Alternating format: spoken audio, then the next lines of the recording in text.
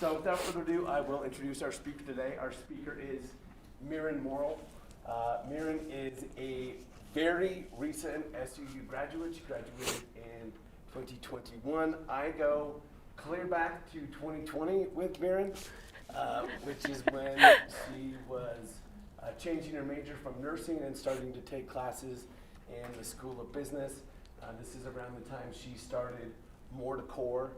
We will hear about Morr Decor. So I got to watch as Morr Decor went from being a little Etsy shop to being something a lot bigger. So we'll hear about that. And that's part of the reason that I wanted Mirryn to come and share her story with you. But the other thing is, and you're about to find out, she is incredibly cheerful and optimistic and really inspiring. This is the kind of person that I wanted to start the semester off with because, like I said, she's just so cheerful. You will find yourself smiling as you as you listen to her. So, without further ado, please welcome Mirryn Morrill. Thank you. All right, you guys, I'm pretty pumped to be here. Like Tyler said, I just switched to the business school at the end of 2020. I graduated just this last August, and I was in the nursing program here before that. So that's a little bit of my school backstory, but it's crazy because like 1 year ago, pretty much probably within the last like week or the next week, like will have been the first time I ever sat in the speaker series as a student. So this is pretty cool that I get to do this. When Tyler asked me, I think it was before last semester. I remember, I told my husband, like, I really want to speak at the speaker series one day. And then I graduated, and like a couple weeks later, Tyler's like, we want you to speak at the speaker series. On the outside, I'm like, okay, yeah, I would love to, you know. And on the inside, I'm like, what? Like, I was losing my mind. So I'm really excited to be here. I'll kind of share a little bit about my story, my company, like throughout my presentation, but just so you guys aren't completely lost, I own a baking supply company. It's called Morr Decor. And so we sell cookie stencils and like cookie cutters. So we work with, cookie decorators, obviously, but cake decorators and like macaroon artists and stuff like that. So that's kind of what we do. We started on Etsy, and now we're on our own site. We are still a little bit on Etsy too, but we're just doing really good. So that's pretty much all I'm going to say for now about Morr Decor. But yeah, I'll just get started. And I want you guys' participation throughout this because I don't know if I can talk for like 30 minutes. I'm going to get so exhausted. So what I want to talk to you guys about today is just how to get started with your business. When I first thought of like, what am I going to talk about? I'm like, I'm going to go out there and I'm going to tell them all about Morr Decor, like our last year and like all the numbers. And then I'm like, for the first time ever, I'm standing up here and it's not a pitch competition. So I feel like I don't have to talk about that kind of stuff, which is awesome. But while we've been working the last year, I have talked to so many students and just aspiring entrepreneurs. And the one question I always get asked is just like how to get started. How do I start my business, or how do I start chasing my dream? And so that's kind of what I want to talk about today. I used to always just say, just do it, just go do it, you know, like Nike, just do it. It's so easy. And then I'm like, that's like the worst answer ever. If it was so easy to just go do it, we'd all be millionaires and our own bosses and stuff. But that's really not how it works. So I like to compare starting your business to just jumping off a cliff or pushing yourself off a cliff. Like there's so much unknown, there's so much to fear, there's just so much risk involved with it. And so it's kind of just like throwing yourself off a cliff, honestly. And so I like this picture of this guy. This is just like a little clip art, you guys, but so fancy. But you know when you see like little kids jumping off cliffs like at the pool or something like that, and they're like so scared and they're jumping and they're like all like this, you know, like this guy's like woohoo, you know, off the edge. And so that's what I want it to be like for all of you guys. And I can't even say that's exactly how it was for me. But hopefully as we keep going, you'll realize it's not as terrifying as it may seem. So, I can switch from this, right? Okay. So first I'm going to talk to you guys about the secret of being an entrepreneur. We all drink like a magic potion every single day and like the sales just come flooding in, literally. No, I'm just kidding. But I honestly used to think that there was something. Like I would look at like Steve Jobs or Bill Gates or Jeff Bezos and be like, what the heck are they drinking? Like, how are they getting so successful? And what I've come to realize is like the secret is just action and believing in yourself. And so throughout this presentation, I'm going to share some of my favorite quotes with you guys. But how many of you guys like actually want to own your own business one day? And like that's okay if you don't, but raise your hand if you do. Okay, actually like pretty much almost all of you. So, and that's awesome. Is there anybody in here who's like brave enough to just be vulnerable and share what you want to do or what you already have started?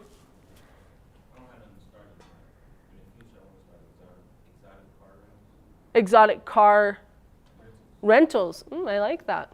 Anybody else? Event planning. That's a good one. My sister likes that too. This is my sister, Brenna, by the way. She's in your class. Repair electronics. Prepare electronics, like, oh, repair electronics. Fixing up a smartphone screen. I feel like we all need that, right? Okay, you guys, those are awesome. Thank you guys for sharing. So what I found is that the secret to being an entrepreneur, there's nothing special about me or Jeff Bezos or anything like that. Like we weren't born with this special gene or a second brain that's only business, and we don't drink a special potion in the morning. We're just working hard and we believe in ourselves. So, hang on. Okay, so these are a few of my favorite quotes. Why is it so important that we take action and believe in ourselves? Why is it so important that the world has entrepreneurs? And so this first quote, my husband and I heard this a couple months ago, and we've probably said it like every other day since to each other, but the world moves when people who like risk take action. And I really believe that's true, you guys. If nobody ever took risks, like nothing would happen in the world, literally. And so the world needs people who are willing to take action. And I put, if you don't take action, somebody else will. And I know this is true. If you have that $1 million idea in your head, you want to do it and you just don't, I promise you, someone else is going to come up with it and you're going to be like, they stole my thoughts in the night. Like literally, this was my exact idea. Someone's robbing me. This was my shot at being a millionaire, whatever. My husband and I actually thought of a school. We wanted to build this, I'm gonna pull the batteries out. We wanted to build this school for the cookie decorators that are in our industry.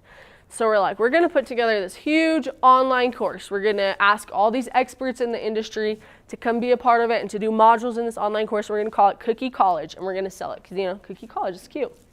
And so we're like, we're gonna do this next year, like this year, 2022. And we were like, kept thinking about it, how it was gonna work. We had already talked with a few people. And then come Christmas, I see someone in a Facebook group that I am in post, I just got accepted to Cookie College. And I'm like, what? I'm like, how'd you get accepted? It doesn't even exist yet. Like, this isn't even coming till 2022. And so I go and look it up, and sure enough, someone has done the exact same thing that I wanted to do. Hadn't existed before, which is why I'm like, this is so genius, you know? This is gonna do so well. No, someone else comes up with the exact same thing. To a T, charges the same price I was gonna charge, uses the same name I was gonna use, and so I'm losing my mind at this point. But honestly, if I had acted faster, I would have been the one who owned Cookie College and not these other people. And so if you don't take action, eventually someone else is going to, and you're seriously gonna wake up one day and be like, someone took my name, someone took my price, like they literally came to the night and just sucked out my dreams, like what happened? And I don't want that to be any of you guys. I don't want you to be sitting up there like on the cliff's edge being like, why did I not jump? All my friends are down there in the water just having fun, you know? And so this other quote, take risks. If you win, you'll be happy. If you lose, you'll be wise. I really like this quote because I feel like more than anything, we aren't afraid of jumping. We're afraid of what's going to happen after. We're afraid of falling, or we're afraid of hitting the water or something happening, using the cliff analogy, of course. But honestly, in the real world, if you jump, if you take that risk and it goes well, you will be celebrating. But if it doesn't, you will be so much wiser. You'll have learned so much and you'll be able to take that with you into the next business endeavor or just life endeavor that you guys find yourself in. But, okay, taking the jump. Here's a few more quotes. It's up here. Everything you've ever wanted is on the other side of fear. If you opt for a safe life, you'll never know what it's like to win. And whenever you see a successful business, someone once made a courageous decision. So, how many of you guys are from northern Utah? Okay, probably like half of you. So my husband's from northern Utah. When we drive up there, there's all those huge corporate office buildings and like massive business headquarters. And like, honestly, I don't even know half the companies that they are. I feel like I'm always looking at them and I've never heard of them. But I tell my husband all the time, they're so inspiring to me because there's these huge buildings. And when I think about it, I'm like, there is someone in probably every single office in this building. Like, this business has gotten to the point that it can employ this many people, that they're this busy, that they need a huge building like this. And I love it. I think it's so awesome. But at the end of the day, like, it didn't just start out like that. Like, one man didn't walk up and say, I'd like to rent this building, please, and then they just filled it, you know. At some point, long ago, or maybe not long ago, one person or a group of people made a courageous decision. And I like how this says they made a courageous decision instead of they took a risk, because I honestly feel like we're not really scared of risks. I hear people say, oh, I'm so risk averse. I don't think we're scared of risks. I think we have fear. Maybe it's fear of the risk. Maybe it's fear of the unknown or fear of the consequence. But I like that it says they made a courageous decision, because if we can make courageous decisions, then we'll be able to have successful businesses or just success in life in general. And then same thing, going back to the first one, everything you've ever wanted is on the other side of fear. And I really think that's true, you guys. Everything you guys have ever wanted, what would you do? My husband always asks me this. What would you do today if you had no fear? Or if I have a decision, what would you do if you had no fear? And it's crazy to think like that, because honestly, what would we do if we had no fear that we were going to go broke or starve or die or anything, any of the extremes that we always put in our minds? What would we do if we had no fear? And so I think that's true. Everything we have ever wanted in life is just right on the other side of fear. So there is someone on the ELC, Rich Christensen. A bunch of you guys probably know him. But I met with him a couple months ago, and one thing that he told me was there's one difference between successful people and unsuccessful people. And the difference is that the successful people just keep showing up. And so, like I said before, there's no magic potion, there's no special gene or anything like that. The successful people just keep showing up, and they're actively working toward their dreams and trying to accomplish their goals. But, okay, so this is the kind of taking the jump slide. But what happens after you jump off a cliff? Like, quite literally when you're cliff jumping. Like, what happens after you have made the jump, before you hit the water, or after you plunge in the water? Like, what are you guys doing? What's your body doing? What's your mind doing? What's happening? You're thinking, holy crap. Yeah, you're thinking, oh my gosh, what the heck? What happens when you plunge in the water? Then what are you doing? Immediately. You're trying to get back to the top because you need to breathe. And so I heard a story a couple of weeks ago that I'm going to share with you guys, and some of you might have heard it too. But it goes like this. So there is a guy who went and found this business guru. And he told him, I want you to teach me how to be successful. And so the guy is like, okay, you want to be successful? Come back to me tomorrow at 4 in the morning. Or meet me at this beach at 4 in the morning, he said. So the guy's like, okay, kind of weird request, like meet you at the beach at 4 in the morning, whatever.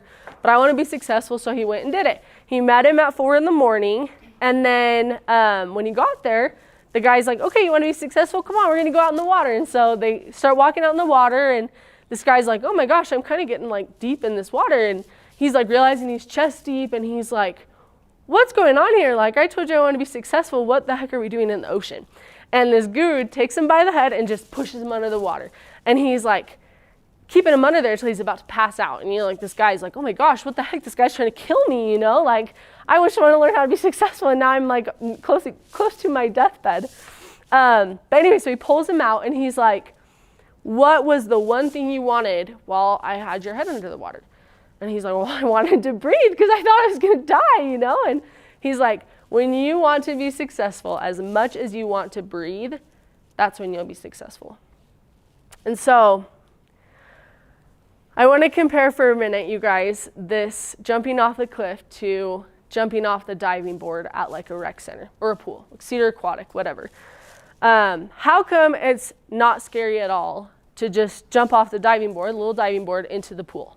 Why is that not scary? Because you know what's coming next. Yeah, you know it's coming next. You know the pool's probably only 10 feet deep, you know? Like you can't fall further than that. Even if you reach the bottom, what's going to happen?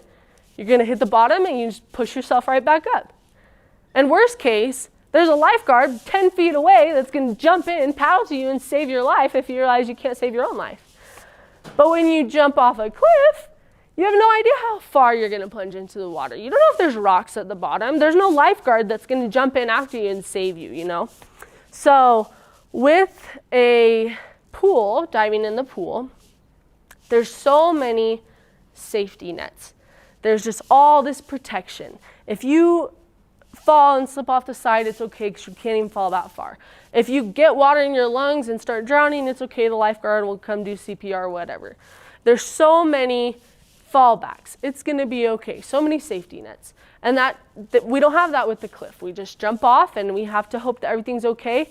And at that point, we are in the fight for survival, honestly. Survival mode. We're in survival mode. And so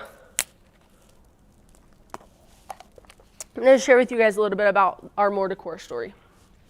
So when I started Morr Decor, I worked full-time in healthcare down in St. George, and then I worked full-time for SUU. I used to work in the registrar's office doing transcripts. I just kind of started Morr Decor part-time. A lot of that has to do with the reason why we ended up on Etsy. And it was going good. Like I have probably every single month of sales I have memorized in my head because I'm like crazy and I'm checking it like 15 times a day. Like what are our sales at? So the first 3 months, I remember my sales were $225, $660, and $775. So month 3, we brought in $775. And I was like, this can go somewhere, you guys. Like it's kind of growing. And so we were looking at buying a house. We had kind of a lot going on in our lives at that time. And this was last 2 summers ago. So 2 years ago. Wait, no. Like 18 months ago. Yeah, 18 months ago. I started Morr Decor in June of 2020. And so we had found this house, got it under contract, decided we were going to buy it, and then we moved in on September 1st. And remember my first 3 months, so June, July, August. So now we're at September. September 1st, we move into our new house. Brand new mortgage, brand new house. Well, new to us. It's not new. And we like no tables, no chairs, nothing, no furniture. I go on this trip with my husband for our anniversary, and I tell him, you know what, I think I'm going to quit my jobs because I feel like I need to be able to give Morr Decor a shot. And so September 1st, we move into the house. September 22nd, I put in my 2 weeks. Brand new mortgage, like kind of freaking out at this point. And I literally grabbed the Cricut, set it up on the ground, no table, no chair, we got no furniture, set it up on the ground, start making stencils to pay the bills, like quite literally this time. And I knew that was what had to happen because before, 1, I didn't have a lot of time. I was working 2 full-time jobs, I mean, crazy. And 2, I knew if I always know in the back of my mind that I have these other sources of income and that if I don't sell a lot of cookie stencils or whatever, like it's okay. I'm going to survive. I'm going to eat. Food's going to get on the table, whatever. If I am able to work hard, awesome. If not, it's okay type of thing. And I knew if I had that mindset that I was never going to get anywhere. I was never going to really pursue it. I was never going to work as hard as I needed to work to make it successful if I had the idea in the back of my mind that, you know what, it's okay if I fail. So I'm about to tell you probably something that, like the opposite of what every teacher, every parent, every counselor has ever told you in your life. And they might not invite me back, so I had to save this for the end. I'm just kidding. But you need to get rid of your fallbacks. Like quite literally, your fallbacks are holding you back. And so, like, how many times have you heard somebody say, like, if you hear this, raise your hand or nod. How many times have you heard someone say, well, I'm really just finishing my degree so that I can have a fallback in case the next thing doesn't go good? Yeah, you've heard it. How many times have you heard someone say, well, I'm only still with my company because it's secure and it's stable, you know? Yeah, I've heard people say that too. How many times have you heard someone say, just, it's okay if it doesn't work out because I have this to fall back on? Like, we've all heard that. I have said that multiple times. All three of those things I've said multiple times. And I'm not saying that college is bad or your job with benefits is bad or anything, but I truly believe when you want to succeed, literally as bad as you want to breathe is when you'll truly have success. And so this idea of your fallbacks hold you back. If you are going into this journey of chasing your dream, starting your business, whatever it is, and you are saying to yourself, it's okay if it doesn't work out. It's okay if I don't reach my goal because I have this to fall back on. You have already failed from the very beginning. If you are telling yourself that failure, even in part, is an option, you guys are already failing. And so when you're able to let those fallbacks go, make your business what keeps you alive, survival mode, that's when you'll be able to come up with those ideas that you never would have otherwise. Your brain will literally be like, how am I going to survive? Like, it's hunter-gatherer. We're in, like, how am I literally going to put food on the table at night? Am I saying, like, go give up everything you have and start from scratch and literally be homeless and survive? No, I'm not saying that. And everybody's different, and everybody's, like, what you guys all do with your lives and the programs you go into, the education you get, it's all going to be different. But at the end of the day, if you have all these fallbacks built up, it's just going to hold you back from trying harder, working harder to succeed. I just have a couple more quotes. Okay. And then I think we'll wrap it up. Never let the odds keep you from doing what you know in your heart you were meant to do. A ship in harbor is safe, but that's not what ships are built for. And most men this is my favorite one, most men either compromise or drop their greatest talents and start running after what they perceive to be a more reasonable success. And somewhere in between, they end up with a discontented settlement. Safety is indeed stability, but it is not progression. So you guys, in order to get yourselves off the cliff, in order to rise up from under the water and breathe again, you guys, you've got to just go after what you want. You have to know what you're meant to do. I truly believe every person in this room knows, like, what they're meant to do here. And you might say, well, I don't know what I'm supposed to do, but I think deep down you really know. Everybody has those dreams. And so you just need to go after them. You can't let life or your teachers or your parents or anything tell you what path you should take in life. I mean, you guys, my parents, when I dropped out of nursing school, my parents about died. Like, they were like, this girl, what the heck? And I'm the oldest. And so first one in college, first one to do all this stuff, I was looking so good. I retook classes to get into the nursing program here, like straight A student, just hustling like crazy. Get in, I'm working in healthcare, it's going awesome, and I'm like, you know what? I love business, and this is not what I meant to do. And I love the second one. A ship in harbor is safe, but that's not what ships are built for. A ship in harbor it's floating. I mean, it's doing a good job being a ship. It's not spontaneously combusting, you know? And so I often think, like, I would have been an incredible nurse. I was a great student, did good in school. I was great at my job. I would have been a great student. But I don't think that's what I was meant for. Now, am I saying I'm meant to make cookie cutters for the rest of my life? No, but I think I'm definitely taking some steps in the right direction. And so I think you just have to be honest with yourself. I mean, I literally almost killed my parents. When I quit my job and we just had got, like, our first mortgage, my parents were like, what the heck is she doing? Like, they are literally going to starve. And I mean, you know your parents, they want so much for you. And my mom's like, oh my gosh, she's quitting and she has nothing, you know? This little Etsy shop that's doing, like, what, $600 a month, that's going to feed her and she's going to survive off that, you know? And my husband is an electrician and he is only going to be there for a few more months. He is also planning to quit and he'll work with me. And, like, you guys, it's crazy to see the looks on people's faces when my husband says, yeah, I'm going to finish up. He's almost done with the certificate. I'm going to finish up in a couple months. I'm going to go work with my wife. People are like, what? Like, just this weekend, he had these comments like, you're such a good electrician. You're so good at this. Why would you quit, you know? It's like he might be so good at that, but is it really what he's meant to do? And same thing, not saying we're meant to make cookie cutters for the rest of our lives. But this last one is my favorite because safety is indeed stability, but it's not progression. And I don't even know you guys, but like I want progression for you guys. I want so much more than just I'm going to go to my 9 to 5 and I'm going to sit and I'm going to have a stable, which by the way is actually not really stable, job and income for the rest of my life. Like I want you guys to progress and try and fail and just the life that you live, or I guess I should say this, the life that you want is totally achievable. I'm going to pull out another Rich Christensen quote. He told me once that he's like, I've never had cocaine, but when I tasted life as an entrepreneur, I was like, it can't be better than this. Like doing crack can't be better than being an entrepreneur. He's like, this is amazing, you know, and it gives you such a high because it's something of your own creation. Like I asked you guys at the beginning, who wants to have their own business? And almost all you guys raised your hand. And that's awesome. And I know that each one of you guys can do it.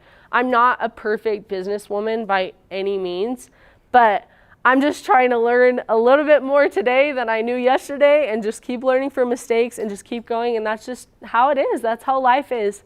And anyway, I totally agree with that. There's no high that you can get like when you create something out of nothing. I mean, your first business, that's your baby. Like Morr Decor is my baby, you guys. And like, I'm not a mom, don't have kids or anything, but I'm like, that's the closest thing I can imagine it would be is like a child to me.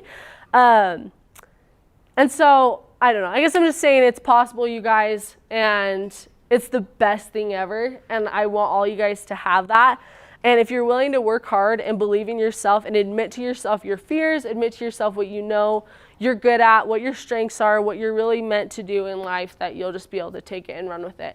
And you guys will all be very successful. But that's all I have for you today, I think. That's it.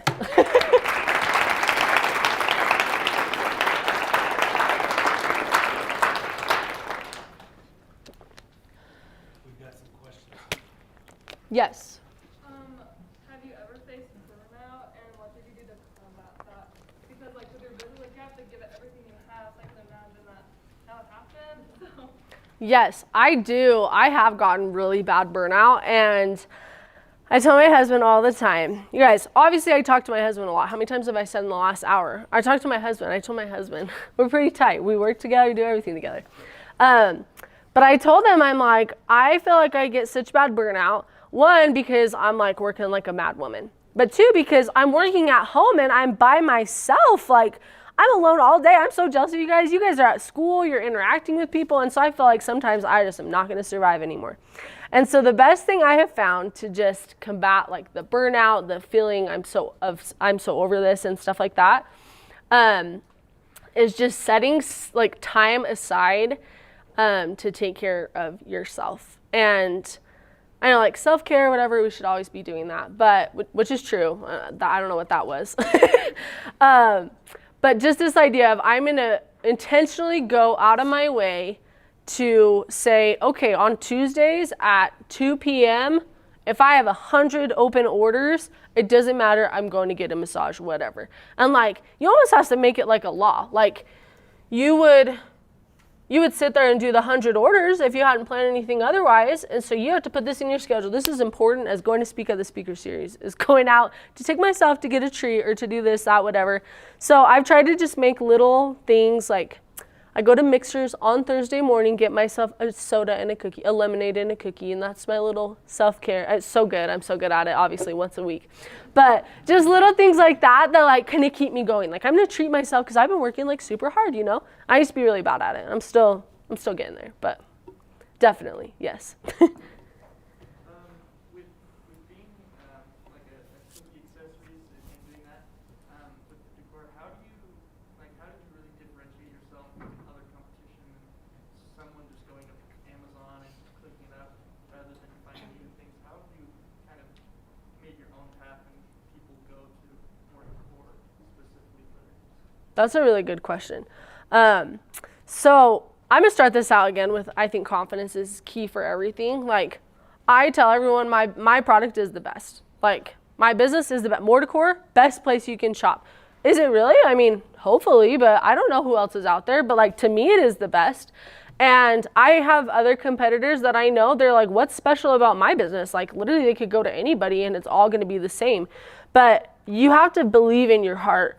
Mine is the best. What I do is the best. All this time and effort that I put into it, it's worth it. And you should want to buy my product over somebody else's.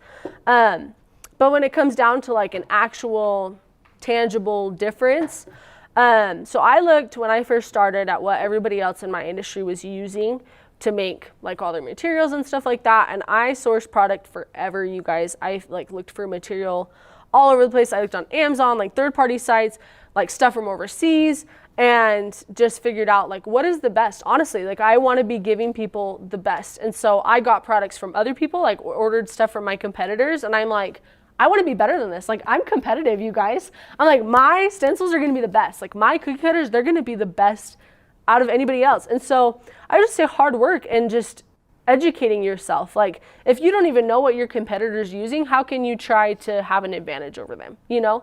And so just educating myself on what the industry standards were, what everybody else was doing, and finding little ways to improve and to have a little bit of an advantage over everybody else. And then also just speed. Like, everybody loved Amazon because 2-day shipping. I don't know what happened to 2-day shipping. I'm like really missing that right now. But 2-day shipping was a thing. And so everybody hopped on Amazon. And so I try to be as fast as possible, like super, super fast. And I feel like that makes all the difference to these people, because it's very common, at least in the baking industry, for processing times to be like 5 to 10 business days. Like, we might ship this week, we might ship it next week. And it's like, what? You might ship it next week? Like, when I order something online and it's like it's not coming for a month, I'm like, what? And so I try to be pretty quick because people value speed and convenience, like, in today's world. And so that's all probably my tips. But you seem really optimistic, so like, I don't want this to come off the wrong way, but like being pessimistic. But have you guys ever talked about what you would do if like there was like an economy downturn and people just don't have like tons of extra money to buy? yeah, so I'm gonna be completely honest. I love Morr Decor, but it's not what I want to do for the rest of my life. And so Brandon and I, Brandon's my husband, we have talked about how if things took a turn for the worse in like the baking industry and this just wasn't working out anymore, like, we're confident that we could find ways to make it work and innovate our products and make it so that, I mean, there's economic downturn, but at the end of the day, people are still shopping. Like, maybe not for everything, but we'd make our product something that people would want. But then also I'm like, I have no problem starting something new. And so if this wasn't working out, if just the whole Worth flour like went out of existence and nobody could bake anymore, then I would honestly probably start something else. And I have no issue with that. I'm confident that we could get another business up and going. So probably not the best answer. And we would try to make it work with Morr Decor for sure, but I don't think there's any harm in trying something new as well. So yeah. So how have you expanded? Like, are you still working wholly from your house? Like, do you have employees who you pay to help you, or is it just the two of you? So we are still in my house. We probably need to be out of our house at this point. But it's hard to find places in Cedar, and I don't want to drive to St. George. I already did that for work. So we are still in our house. I've had a handful of employees over the last year. I had 2, 3 at one time while I was in school that helped me. And then when I graduated, it was just me and Brenna. Brenna worked for me for like 9 or 10 months. And then now, for the first time, like since this time last year, it's back to just me and my husband, which I actually like. It's kind of fun for now. I mean, don't quote me on that. Next month I might be dying. But we have a few like part-time people that'll come help when it's really busy. And like Brenna's kind of an on-call too if I ever started drowning. But for now, it's just us, and hopefully we'll find a space eventually. We've thought about building, so we'll see how that goes. But yeah. I'm just curious what's happened since you quit your job and just focused specifically on your business. Like, what's been Oh, the biggest- that's a good question. I just kind of left y'all hanging with that story. Like, I quit and it went well.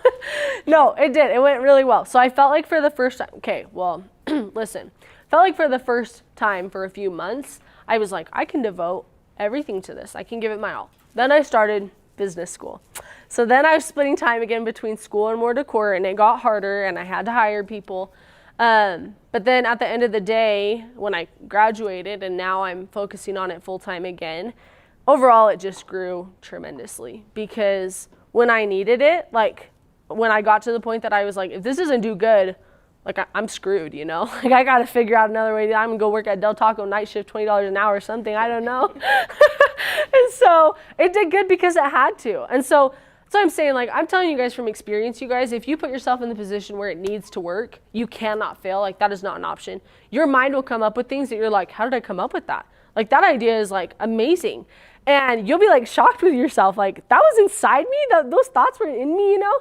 And so, yeah, after I quit, that's what started happening. It was just, like, day after day, I was having more of those, oh, my gosh, I can do this, I can do that type of thing that I never could have thought about before. My mind was just in a million different places. But yeah, so it's grown pretty much every month. I think we've had 2, maybe 3, like, not bad months, but months where we didn't grow tremendously since then. But now, yeah, we're just growing every single month, and it's awesome. What was your 2021 revenue, if you don't mind? Oh, yeah, we brought in just over 70,000. So went from 700 in that really awesome August month, and then 70,000, which was awesome. So as the business started growing, were you surprised just how many factors came in, like customer reviews, just customer service, financials, just having to deal with all of that? Like, did it surprise you at all? Oh my gosh, yes. You guys. So another thing that I always tell people is that you're never going to know everything. So this idea that you're going to wait around until you learn this, and this, and then start your business, the day's never going to come. And so there have been so many things that I'm like, wait, what? Like the first time I got products from overseas, I was like, had never worked with someone who first language wasn't English, and I'm like, what the heck? And they're answering you in the middle of the night, and it was just the weirdest thing for me. And then same thing with like finances and accounting. You guys, I've honestly just gotten my like accounting in a really good place in the last like 5 months because it's hard, and it's things that I'm like you guys might be like, this is so easy, but I was like, QuickBooks what? Like I remember I'm nursing background. I'm like, what the heck is QuickBooks? And my husband's a little better about it than I am. But yeah, there's just learning every single day. I feel like customer service was pretty solid from the beginning. I've worked in customer service for a long time. But yeah, some people, like just yesterday, I was telling Brandon, like I have this client that, I mean, she drives me up the wall, you guys. And like, I've had to ask people, don't come back to me, you know, obviously in a nicer way than that. But like, that's a hard thing that you don't expect that you're going to want to do. Like you start this business, you want every sale you can get, you want to make all the money you can. And then all of a sudden you're telling people don't come back to me, you know, like it's crazy. But yeah, every single day is just another day of a list of things you need to learn. But it's really awesome. So what did you major in? Oh, okay. So yeah, I was super close to graduating. I had like 200 credits or something when I was in the nursing, or like 180 credits or something when I was in the nursing program. And then switched to business. I did a semester here.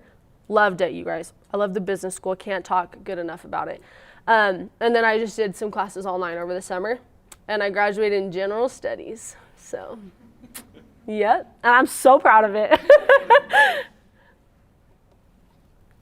you talk a little bit about the products that you carry? When you were making $600 a month, what was it that you were carrying? And what are you carrying now? And how do you handle those different products? Yeah.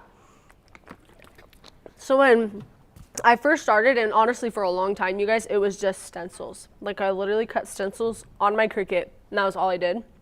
And so those beginning months, like the 660, 775, 820, I mean, like I'm telling you guys, I've got these memorized. Like it was just stencils. And so now we sell stencils, cookie cutters, we sell like edible markers, we sell digital downloads, like tags and stuff for them to put on their treats. Can you think of anything else? Just tools. Oh yeah, like hand tools for them to use for decorating and stuff. Can you think of anything else? Oh, like the cookies, like just decorating helps and tools and stuff like that. And so we slowly like incorporated more products over the last year. So now we have a decent array of stuff. The goal is that we can get to the point where they aren't having to shop from a million different places to get everything they need. They can just come to us, they trust us, they love us, we communicate well with them, and they can just get everything they need. The cookie cutter, the cookie stencil, the tag that goes with it, literally everything they could possibly need. Their logos and stickers, like anything, we'll do it for them. So that's the goal, but yeah. Let me take one more question. Oh, okay, wait. You raise your hand first.